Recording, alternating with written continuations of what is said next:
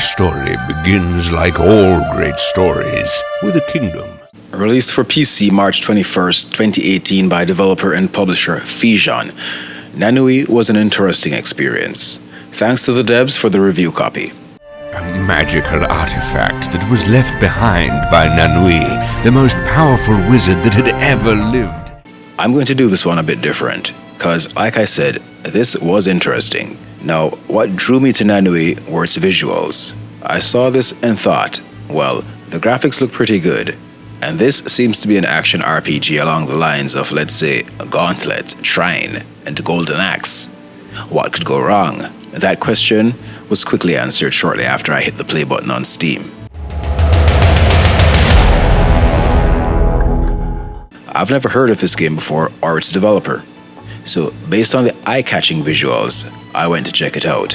What I found online was sparse. I saw a couple videos here and there, but I couldn't even find a proper review. The ratings and reviews on Steam were mostly negative, but I'm not big on the opinions of the masses, so I had to venture in and find out for myself, because, again, at a glance, this is one beautiful hack and slash, and it's a genre that, in my personal, uneducated opinion, should be hard to mess up. Let me get to the details, but I should let you know. 1, I absolutely hated this game my first hour or so in, and 2, I like to start my reviews on a positive note, but this being the divisive little gem it is, I'm going to go ahead and first tell you why the initial hate. Nanoui is a victim of poor game design choices. Your character, regardless which one you choose to play with, is painfully incompetent. This looks like a hack and slash game, a beat 'em up. But the melee is awful. That, coupled with poor hit detection all around, not just for the battles, drove the first nail in. Then the controls are awkward and unresponsive. And while the visuals are beautiful, there are some design choices that are downright head-scratching. Look at these particle effects. They're terribly overdone, overpowering. You use an ultimate move, and you can barely see what's going on. When one of these trolls spawn, the effect is just too much. Generally, the designer should have made them smaller and adjusted the transparency.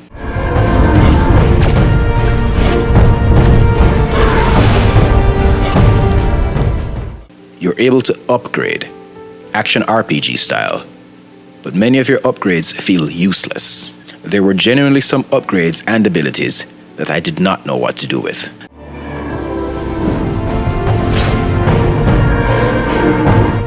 The animations are a mixed bag.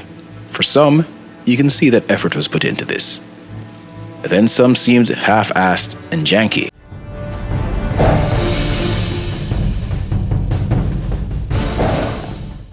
Starting up this game each time takes a good chunk of forever. The game crashed on me once, so no big deal, it was just once. But when I reached this final arena, after I beat everyone, the portal to let me advance would not show up. I at first thought that it was because I used the enchantment spell that made the opposition come over to my side. Maybe that's what was causing the error. But it wasn't. And if it was, that's still a problem. I then got stuck on the stage after looking about for a while.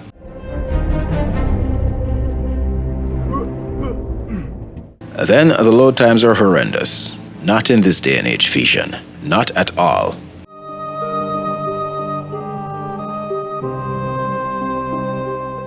But wait, there's more. The enemy's AI borders on brain damaged. I was never one to complain too much about the enemy's AI, as the dumber it is, the quicker I can complete the game and move on. But this was noticeably bad.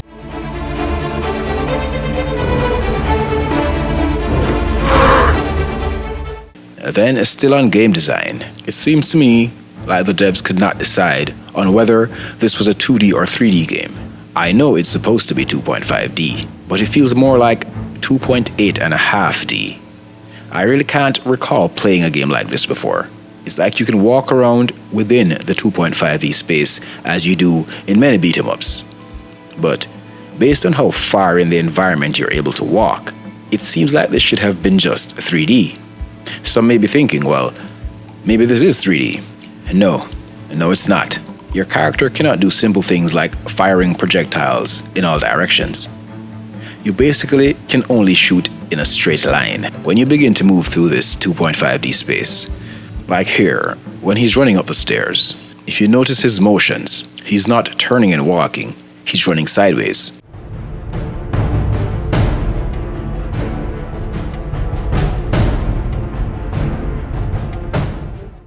Then, for the first hour, the game suffered from extreme repetition, not only in enemy types but activities. There isn't much to do here in the world of Nanoui. You walk from the left to the right. Use your basic melee attacks, use your magic, which consists of specials and ultimates, and that's pretty much it. So before you level up significantly, before the world map starts to open up, you will get bored. The action isn't fluid and intuitive enough to keep you engaged and entertained.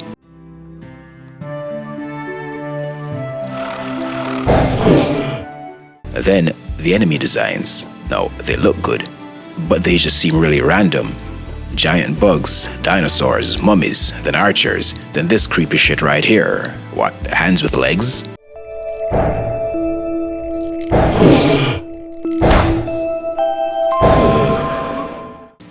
The game's story.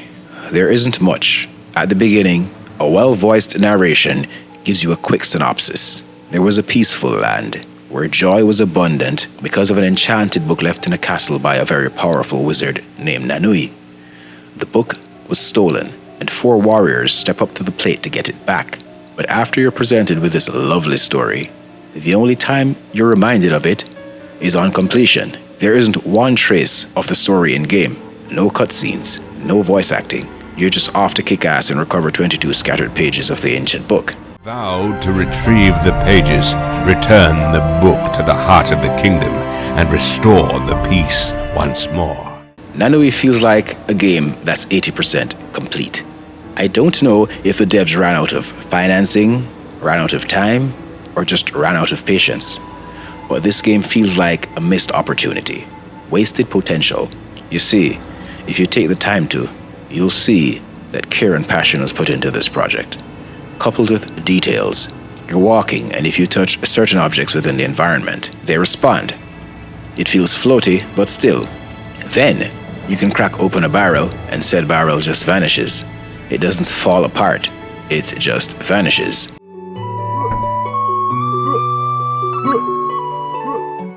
Then, other than the particle effects, there are many parts of Nanoui where the foreground gets in the way. Like the devs haven't caught on to the subtle art of transparency. What could have caused these glaring flaws, other than the reasons I just stated?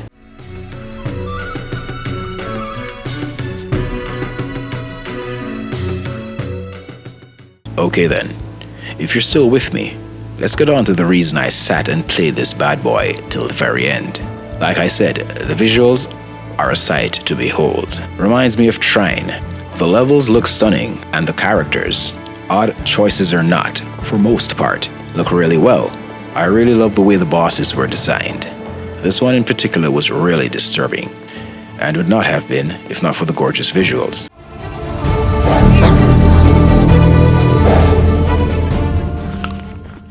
All the stages look great.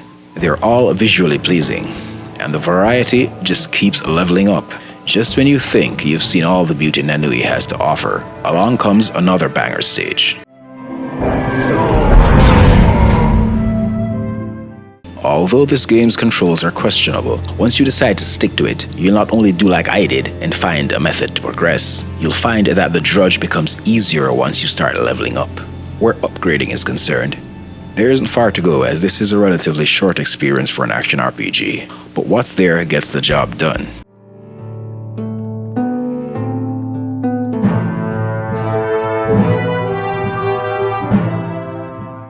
The music is really good. Again, Trine comes to mind. The music is ideal for the kind of game this is. The sound effects, they could use some help in some parts, but mostly they work.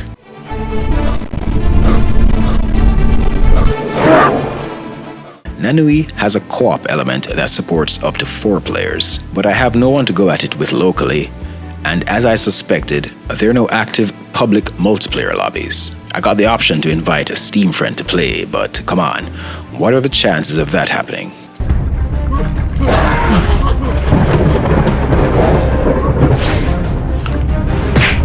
Nanoui is what I'd like to call a slow burn. It builds up eventually, becomes a more fleshed out experience, and is definitely playable. I suspect that most who gave it a thumbs down did not have the patience, the tolerance to see it past, let's say, the first 3 hours. And that's understandable. There's so many great games to play today, AAA and indies. Not many are going to patronize devs who make seemingly half-assed games. If a game is unable to pull you in from the first 10 minutes to half hour in this time of goldfish-like attention spans, most will just uninstall and move on to the next. For those who didn't make it this far into the review, proves my point. The 60-second Instagram generation needs powerful engagement or they're out. Faster than you can say, give it some time to grow on you.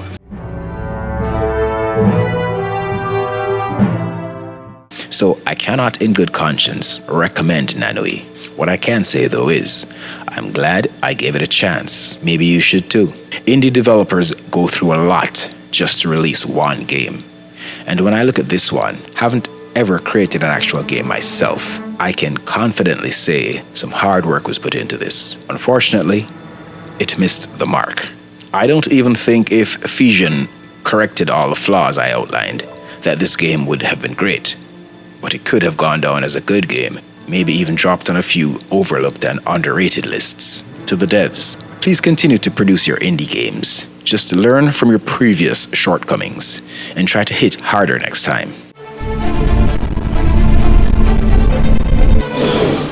AAA games are all well and good, but many times, should you like a truly unique experience, one off the beaten path, then the indie scene is where you need to be. Show your support for independent game developers. Most, if not all, indie games are priced relatively low. Some are even free with the option to donate, so there's really no reason to pass. Thank you for watching. If you like my content, feel free to like, share, comment, subscribe, and hit the notification bell. If I pissed you off, then we all know where to find the various hate buttons, don't we? Either way, I won't hold it against you. Our game is never over. The aroma of new life and hope filled the air. The heart of the kingdom was whole once more, and people everywhere returned.